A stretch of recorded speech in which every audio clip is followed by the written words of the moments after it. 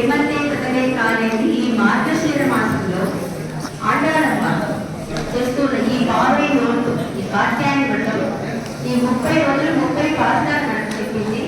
ఈ 30 పాత్రలు కూడా మనకి వేదం ఒక ఎసెన్స్ అనమాట. వేదస్సుకి విత్ అది సీడ్, ఒక సీడ్ నుంచి ఎలా పెద్ద ట్రీ వస్తుందో అలా ఇది వేదం అన్నిటి కలిపిన ఒక చిన్న మనకి క్యాప్స్యూల్ లాగా ఇచ్చింది అనమాట. ఇందులో మనం ఈనాడు 25 పాత్రలు అయిపోయింది. మనం ముందే చూసినట్లు తిరుపాలని 6 పార్ట్లుగా 5 శ్లోకాలు ఒక్కొక్క పార్ట్ అంటే 25 పార్ట్ అయిపోయింది. మనం ఇప్పుడు చివరి పార్ట్లో ఉన్నాం. ఇందులో ఈ 5లో 4 శ్లోకాలు అంటే మనకి ఏమి కావాలో మనం ఈనాడు చేసిన వ్రతానికి మనం ఏమి కోరుకుంటున్నామో అది ఇప్పుడు మనం వినిపించుకుంటున్నాం. నిన్న పాత్రలో ఉన్న వ్యక్తిత్వంతో పరిగెత్తి ఆగి నిన్నే కోరి వచ్చాము నువ్వు ఇచ్చావండి. తిరుత్తక్క సెల్వము సేవకము జ్ఞాపాటి ఉంటుంది. తిరుత్తక్క సెల్వం అంటే ఆ అమ్మవారికి ఇష్టమైన సంపద అంట. అమ్మవారంటే సంపద, మనకు కావాల్సింది ఆ సంపదే. కానీ అమ్మవారికి ఇష్టమైన సంపద ఎవరంటే ఆ భగవంతుడే. అంటే మీరు ఎలా అడుగుతున్నారు, మీకు ఇష్టమైన సంపద నాకు ఇవ్వండి, ఆ పరమాత్ముడే నువ్వు దయచేయాలమ్మా అని చెప్పేసి అడుగుతున్నాడు. ఉన్న వ్యక్తిత్వంతో తిరుత్తక్క సేవము సేవకం. సేవకం అంటే ఇక్కడ ఏంటంటే నీ గుణాలు పాడుతూ ఉంటాను, నిన్ను గురించి నామసంకీర్తన చేస్తుంటాం, అది ఇంకేం అక్కర్లేదు అని నిన్న అన్నాడు. సరే ఇక కృష్ణుడు అనుకున్నాడు వీళ్ళకి కావాల్సిందిలో పరే అంటారు కదా, వాద్యం కదా అనుకుని సరే ఇస్తామంటే ఈరోజు పాత్రంలో వరుసగా పెద్ద లిస్టు పట్టుకుంది. 6 ఉపకరణాలు అడుగుతుంది. மாலை மணிமண்ணா மார்கழி நீராடுவான் மேலையா செய்வனகள் வேண்டுவன கேட்டியேல் ஞானத்தை எல்லாம் நடுங்க முனல்வன பாலன்ன வண்ணத்து உன் பாஞ்சசன்யமே போல்வன சங்கங்கள் போய்ப்பாருடையனவே சாலப் பெரும் பழையே பல்லாசி செய்ப்பாரே கோல விளக்கே கொடியே விதானமே ஆலி நிலையார் அருள். పెద్ద లిస్టు పెడుతుంటే ఇదేంటి మీరు అడిగితే పైన ఇన్ని 25 శ్లోకాలు మీరు అడిగినండి, ఆ పరై ఒక వాద్యం కావాలి కదా అడిగారు. ఇప్పుడు ఇంత పెద్ద లిస్టు పెడుతున్నారు కదా, నిన్నేమో ఉన్న వ్యక్తిత్వంతో అంటే నువ్వు ఒకరే చాలు నీకోసం వచ్చారని చెప్పేసి ఇప్పుడు ఇంత పెద్ద లిస్టు పెడుతున్నారంటే గోధుమతని చెప్తుంది. మేము ఈ వ్రతం ఎలా స్టార్ట్ చేసాం, ఫస్ట్ రోజే మీకు చెప్పాను కదా, ఈ విలేజ్లో ఈ గ్రామవాసులందరూ ఇక్కడ వర్షాలు లేకుండా కరువు కాటకాలు ఉంటే వాళ్ళు మేమందరూ ఎక్కడో ఇంట్లో ఉన్నారు కదా, మమ్మల్ని బయట పంపించలేదు కదా, వీళ్ళు 5 లక్షం గోపికల్ని కూడా వీళ్ళు ఇట్లా కృష్ణుడితో తిరుగుతున్నారని చెప్పేసి వాళ్ళ ఇంట్లో అందరూ లోపల దాచేశారంట. సో వాడికేమో కృష్ణుడి చూడాలని ఉంది. కృష్ణుడు ఏం చేశాడో చిన్న మాయలాగా చేసి ఆ ఊరిలో వర్షం లేకుండా చేసి సరే వెంటనే వర్షం కావాలంటే ఒక కాత్యాయని వ్రతం చేయాలి, అది ఎవరు చేయాలంటే ఈ గోపికలు చేయాలంటే అప్పుడు అందరినీ వీళ్ళు బయట పంపించారు కదా. సో ఈ వ్యాజంగా పెట్టుకొని ఈ ఒక వ్రతాన్ని వ్యాజ్యంగా పెట్టుకొని మేమందరూ బయటకు వచ్చాం కదా, ఎందుకు వచ్చామంటే ఆ వ్రతం చేయాలని. సో మాకు ఆ ఛాన్స్ ఇచ్చిన క్రియేటర్స్ ఈ గోకులది వాళ్ళు చెప్పింది మనం మర్చిపోకూడదు. ఇప్పుడు కూడా ఒక చిన్న హెల్ప్ ఏమన్నా మనం చేస్తే కూడా మనం మర్చిపోనే కూడదు అనమాట. దీన్ని ఉపకార స్మృతి అంటారు. గోకరే చేయవ స్వరాపేచ చోరే భగ్నవతే సత నిష్కృతి విహిత సద్వికి కృతజ్ఞ నాస్తి నిష్కృతి. మనము ఏదైనా తప్పు చేసామనుకోండి, ఏదైనా తాగామనుకోండి, దానికి కూడా ఒక ప్రాయశ్చిత్తం ఉందంట. దొంగతనం చేసామా దానికి ప్రాయశ్చిత్తం ఉంది. సరే ఏదైనా ఒక వ్రతం చేస్తున్నా బదులు వదిలేసామా దానికి కూడా ప్రాయశ్చిత్తం ఉందంట. కానీ మనకు హెల్ప్ చేసిన వాళ్ళు మన వాడికి దానికి నమ్మకంగా మన వాడికి కృతజ్ఞతగా లేకపోతే దానికి ప్రాయశ్చిత్తమే లేదంటుంది వేదంలో కూడా. సో ఇంతంతా మనకి తెలిసినప్పుడు ఈ గోపులందరూ కూడా మాకు ఇచ్చిన ఛాన్స్ ఏంటి, ఇట్లా మా అందరినీ ఇంట్లోంచి బయటకు పంపించారు, ఈ వ్రతం చేయమన్నారు. అంతేకాకుండా ఈ వ్రతానికి మాకు కావాల్సిన ఉపకరణాలన్నీ ప్లస్ మాకు సేఫ్ గార్డ్ అంటే మేము పొద్దున వస్తున్నాం కదా, మాకు బాడీ గార్డ్ కూడా ఎవరిని పెట్టారు, నిన్నే కదా పెట్టారు, వాళ్ళు కృష్ణుడిని పెట్టారు. సో మాకు ఈ ఛాన్స్ వాడి కానీ మమ్మల్ని పంపించకపోయింటే ఇష్టం మేము మీ దగ్గర వచ్చి ఉంటామా, నీకు చూసి ఉంటామా, నీ నాటకం చూసి ఉంటామా, నీ సింహాసనంలో కూర్చొని చూసినామా, ఇన్ని సహాయం చేసిన ఆ గోకులది వాళ్ళు అన్నిటి కూడా మేము చేయాలి కదా, ఆ వ్రతం మేము చేయాలి కదా. అందువల్ల ఒక వ్రతం చేయాలంటే దానికి ఏమి కావాలో అవి అడుగుతున్నాము. మాకు కావాల్సింది నువ్వే. ఇక్కడ ఏంటంటే రెండు, నాకు కావాల్సింది నువ్వు ఒకరే, నిన్నే పరివర్తించవు. కానీ మేము వచ్చిన వ్యాజం ఏంటి, వ్రతం అనుకున్నాం కాబట్టి అది కూడా కంప్లీట్ చేయాలి. కాబట్టి ఆ వ్రతానికి కావాల్సినవన్నీ ఇవ్వు అని చెప్పేసి అడుగుతుంది. మాలే, ఈ మాలే అన్న ఒక్క వర్డ్కి పెద్ద పెద్ద వ్యాఖ్యానంగా ఒక రోజు కూడా చెప్తారు. అంటే మాలే అంటే లవ్, అంటే ఆయన ఒక ప్రేమ అన్నమాట.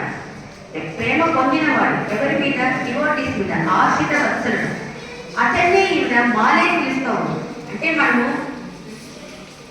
మాలే అంటే భగవంతుడా నీకు మా మీద ప్రేమ ఉంది అని చెప్పకుండా అతన్నే ప్రేమ అని పిలుస్తా ఉంది. వేదంలో కూడా ఎలా చెప్పిందంటే సద్గుణ సారత్వాలు వ్యపదేశక ప్రాజ్ఞవాడు. ఒకరికి ఎప్పుడు అదే గుణంలో ఉన్నారో మనం అతన్ని అలా పిలవచ్చు. ఇప్పుడు మన దేవుడిని మనము సర్వజ్ఞ అంటాం, అంటే అతనికి అన్ని నాలెడ్జ్, అతనికి అన్ని పవర్స్ ఉన్నాయని చెప్తాం. దాన్ని ఆనందం అంటాం. ఆనందో బ్రహ్మేతి విధానం. ఎందుకంటే అతని గుణమే అదనమాట.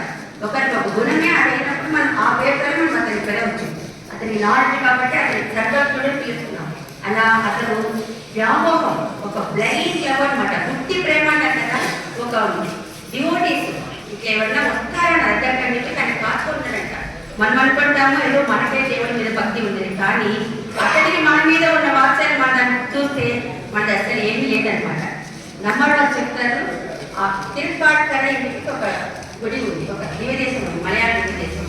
అతన్ని వచ్చి పాడుతూ అంటారనమాట, నువ్వు వస్తే నీ బాడీ కొంటే వెళ్ళు అని. అంటే ఇప్పుడు మనం ఎలా మంచి పదార్థం వస్తే మనం కొద్ది చూస్తే అలాగే మనం తినేయాలంటున్నాయి కదా, మిగేయాలి. అలా దేవుడి స్వరూపంలో అలా వైమర్చిపోయి నువ్వు వచ్చాక నేను మింగేస్తానని చెప్పి అలా కాసుకొని ఉన్నాడంట. కానీ ఆయన వచ్చారంట డాక్టర్ చెప్పండి, అతను ఏం చేశారు, అతను ఇతన్ని మింగేశాడట. అంటే ఇంత మంచి ఒక భక్తుడు నాకు దొరికాడని చెప్పేసి అతను ఇతనే మింగేశాడట.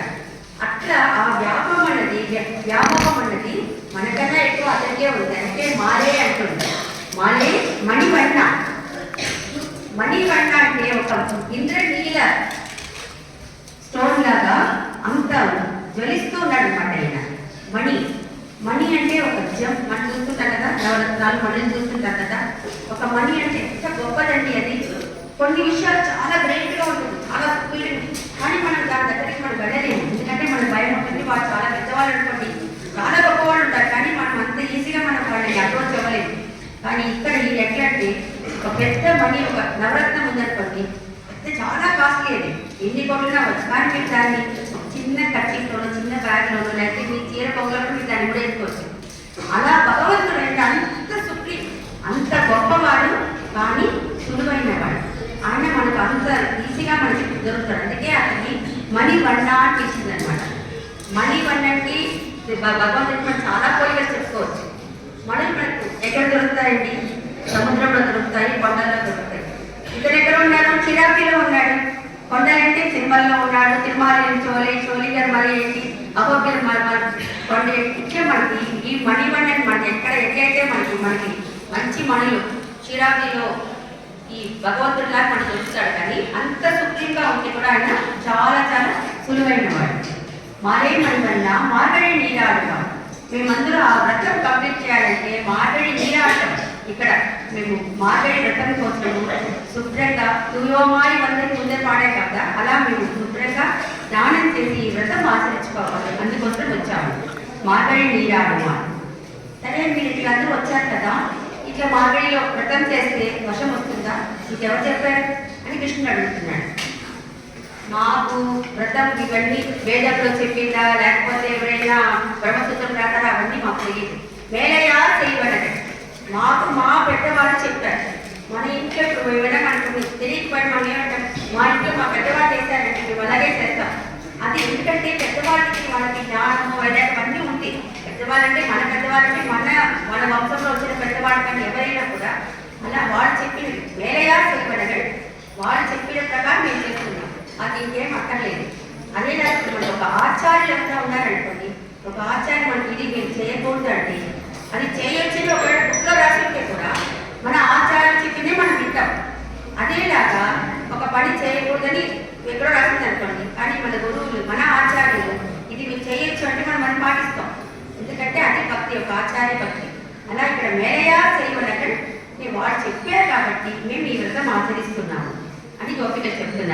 ఆండాళ్ళమ్మ చెప్తుంటే సరే అందుకోసమే వచ్చా కాబట్టి వేండువన కేటియే ఇప్పుడు మాకు ఏం కావాలో చెప్తున్నా వినవయ్యా అంటారు.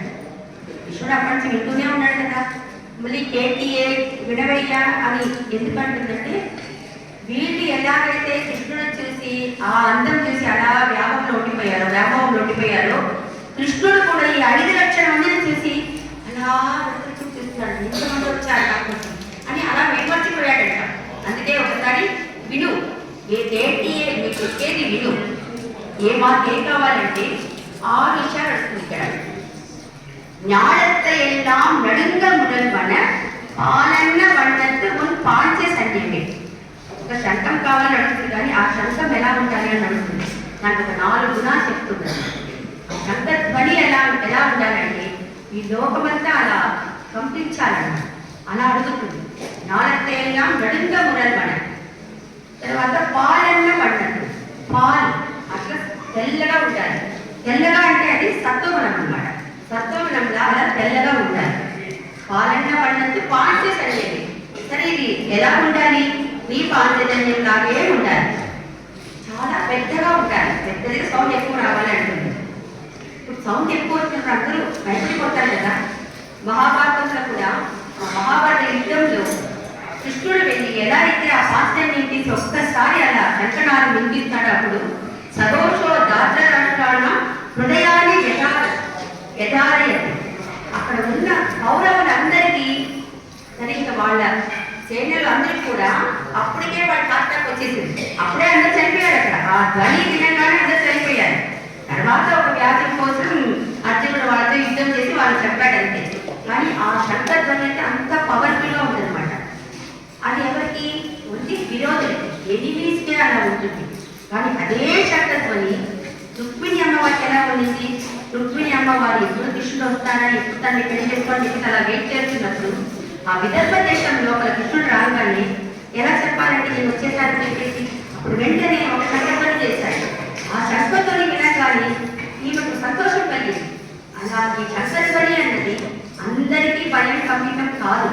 ఎవరైతే దేవుడికి విరోధంగా ఉన్నారో, ఎవరైతే దానికి ఆయనకు ఎనిమీస్గా ఉన్నారో వాళ్ళకే ఆ శంఖధ్వని ఎలా ఉంటుంది.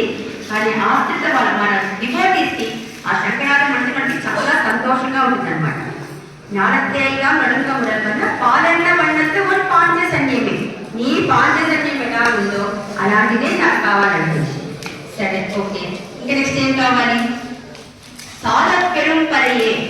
నాకు పెద్ద వాద్యం కావాలి. ఫస్ట్ అదే కదా అడుగుతున్నారు. ఒక ప్రతాడం వెళ్తుంటే మాకు ఒక డ్రమ్ లాగా వాద్యం కావాలంటున్నారు. అది ఎలా ఉండాలి? చాలా పెద్దగా ఉండాలి. ఎందుకంటే మేము వ్రతం చేస్తూ వెళ్తుంటే అది వాయించుకుంటూ వెళ్తుంటే అందరికీ తెలుస్తుంది మేము వచ్చామని చెప్పేసి. పల్లాటి సేపాలి. ఒక గోష్ఠి వెళ్తుంటే మనకి ఎవరైనా మంగళవ్రతం చేయాలి కదా, అందుకోసం మాకు పల్లాటి పాడేవాళ్ళు, మాకు ఆశీర్వాదం చేసేవాళ్ళు కావాలంటుంది. కోల విడక్కి మంచి బ్యూటిఫుల్ ల్యాప్, మంచి అందమైన ఒక దీపం కావాలంటుంది. ఎందుకంటే మేము పొద్దున వెళ్తున్నాం కదా, కృష్ణుడు కూడా మాతో వస్తున్నారు కదా, ఆ కృష్ణుడు ముఖంని మేము ఎట్లా దర్శించుకోవాలి? చీకటిగా ఉంది, అందుకోసం ఒక దీపం కావాలి. కోల విడక్కి కొడియే. మన ఏదైనా ఒక పండితుడికి ముందు ఒక ధ్వజం పెడతాం కదా, అలా మేము అందరూ పెడుతుంటే మా కోర్టుకి ఒక ధ్వజం కావాలి. కొడి విధానమే పొద్దున వచ్చినాం కదయ్యా, మంచి పడుతుంది కదా, సో మాకు ఒక విధానం కావాలి. ఇప్పుడు కూడా మనం ఎప్పుడన్నా దేవుడు ఉదయం పెడుతుంటే పైన ఒక విధానం లేకుండా వెళ్ళదు. అలా మాకు కూడా మేమన్నీ కూడా నీకోసం వస్తున్నాం కదా, ఒక విధానం కావాలి మాకు. ఈ 6 మాకు చాలు అంటారు. అది కూడా ఏంటి? పోల్గడ సంఘంగా అంటే ఒక శబ్దం కాదు. మా 5 లక్షల మందికి ఈ వస్తువులన్నీ కూడా మీకు 5 lakhs into 6 నీ కావాలంటుంది. అందుకే ఒక్కటి అడుగుతాను అనుకుంటే 5 లక్షల కార్డు నీ దగ్గరికి వెళ్తాము అంటే ఆలి నిలయాలి. నీ సామర్థ్యం నీకు తెలియదా కృష్ణ? ఒక చిన్న వటపత్రం మీద నువ్వు అలా చిన్న బారుడులో పడుకొని చేసిన పని ఈ లోకం అన్నింటినీ ఆ ప్రళయ కాలంలో నీ కట్టులో పెట్టుకున్నావు కదా, నీ కట్టులో దాచుకున్నావు కదా, అలాంటి సామర్థ్యం అగణిత గణనా సామర్థ్యం అంటారు. చెప్తాను కదా, వ్యక్తి ఇంపాసిబుల్ టు పాసిబుల్ అని ఏమైనా నువ్వు చేయగలుగుతావు. సో నువ్వు ఇదేమి ఇవ్వలేవా అని అడుగుతున్నారు అనమాట. సరే నువ్వు పాంచజన్యం లాంటిది అడుగుతున్నారు, దానికి ఈక్వల్ ఇంకేం లేదు కదా, సో నేను మీకు పాంచజన్యమే ఇచ్చేస్తున్నాను అంటున్నాడు కృష్ణుడు. నెక్స్ట్ పరై కావాలంటున్నారు కదా. సరే అప్పుడు కృతయుగంలో జాంబవంతుడు